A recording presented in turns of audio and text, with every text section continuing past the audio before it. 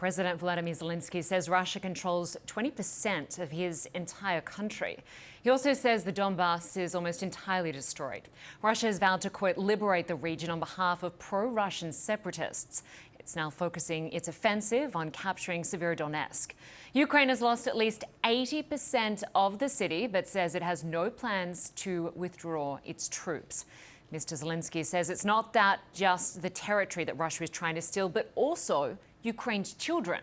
He says more than 200,000 children have been deported to Russia so far, many of them sent to remote areas. CNN can't independently verify that number. Let's get more now from CNN's Melissa Bell in Odessa, Ukraine. Melissa, that is just an absolutely staggering number. The fact that the Ukraine's president has come out and said 200,000 Ukrainian children have been deported to Russia. What more can you tell us? That's right. I mean, there has been in this part of the world an old Soviet-era policy of those kind of mass population deportations. As you say, we have no means of verifying those figures because that 20% of Ukraine that President Zelensky says is now in Russian hands is a part of the country that the free press simply doesn't have access to. It isn't just the Western media. It's very difficult for Ukrainian journalists now to be working there. Those we've spoken to will not speak on camera. They're extremely worried about any communications out. And these last couple of days, we've seen an entire communications blackout. And of course, that is of extreme concern to Ukraine because when you look at that territory now under Russian control, the fear is that that line could harden. And that has an impact, of course, not just for those Ukrainians who are trying to get north of that line, back into those parts of the country controlled by Kyiv, but also we found for some of those Ukrainians trying to get back to their homes in some of the cities that they've been fleeing these last few weeks as a result of the violence. Alive and safe, but stuck in Zaporizhzhia. Some of the families that fled the Russian bombings of southern Ukraine.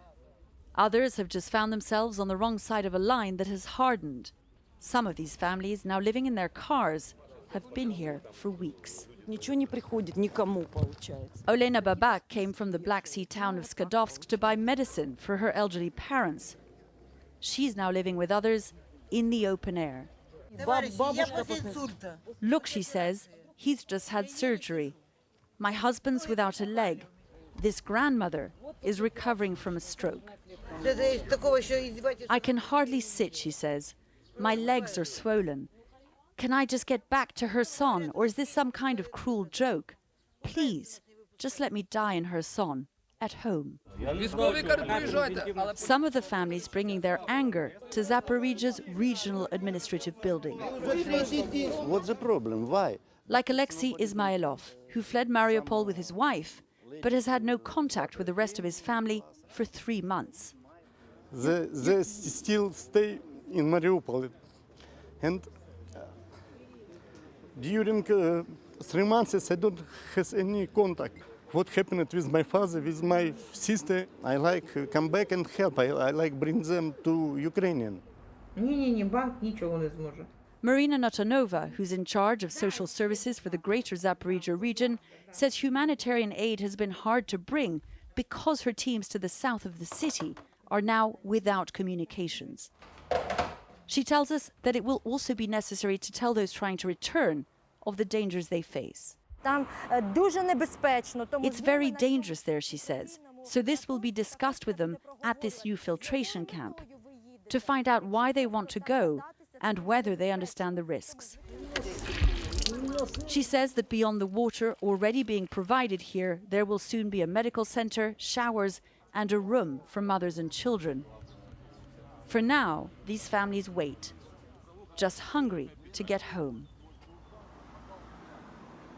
Linda, beyond the fighting and, of course, the extraordinary cost to civilians so far of this war, there is an entire country, really, of lives interrupted. The fighting-age men are obliged to stay in Ukraine. Millions have had to flee.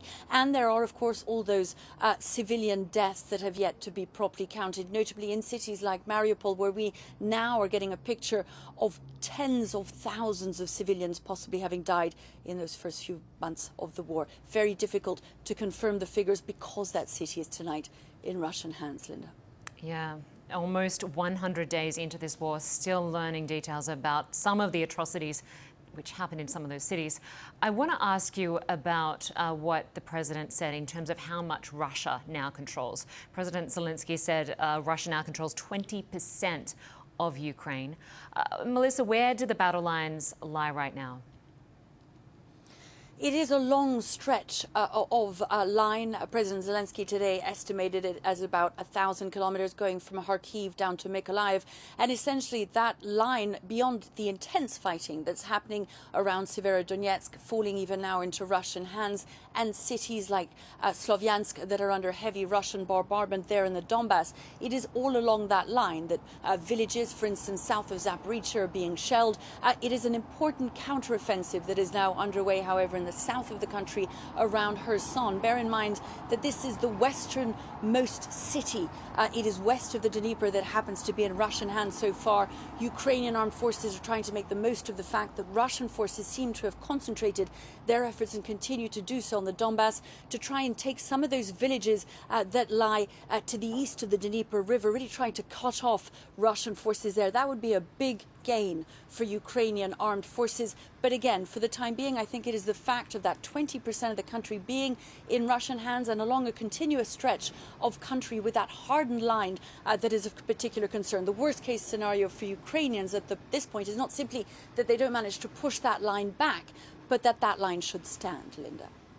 All right, Melissa Bella, thanks to you and the team there in Odessa, Ukraine.